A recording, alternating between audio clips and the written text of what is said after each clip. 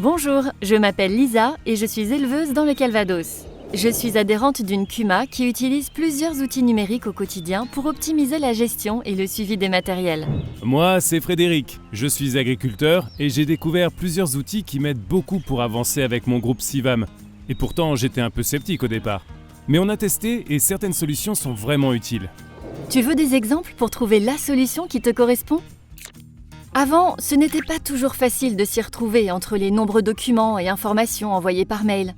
Mais maintenant, tout est au même endroit, sur le Drive, ce qui est vraiment plus pratique. Hé, Lisa, je n'étais pas là lundi à la dernière réunion. Vous avez avancé pour la nouvelle ensileuse ?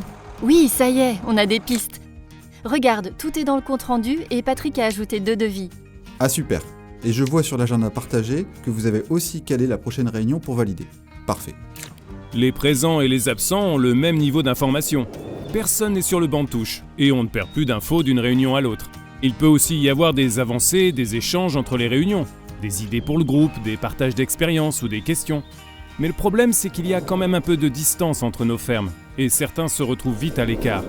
On a donc lancé un groupe de discussion instantané sur Amiculteur pour pouvoir échanger rapidement, facilement et à tout moment. Ce matin, j'ai par exemple envoyé une photo de mon maïs, car nous faisons actuellement des essais et ça permet de se tenir au courant de l'évolution. Ah, Mélanie a d'ailleurs posé une question au groupe. Autrement, on utilise aussi un planning en ligne, MyCUMA Planning et Travaux. Si j'ai besoin d'un matériel, j'envoie une demande de réservation sur le calendrier en ligne où on peut voir quel matériel est disponible directement, n'importe où, n'importe quand.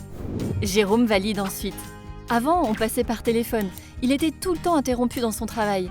Le midi, le téléphone n'arrêtait pas de sonner, alors que là, il peut regarder quand il a un moment de libre et s'organiser. Tout le monde gagne du temps.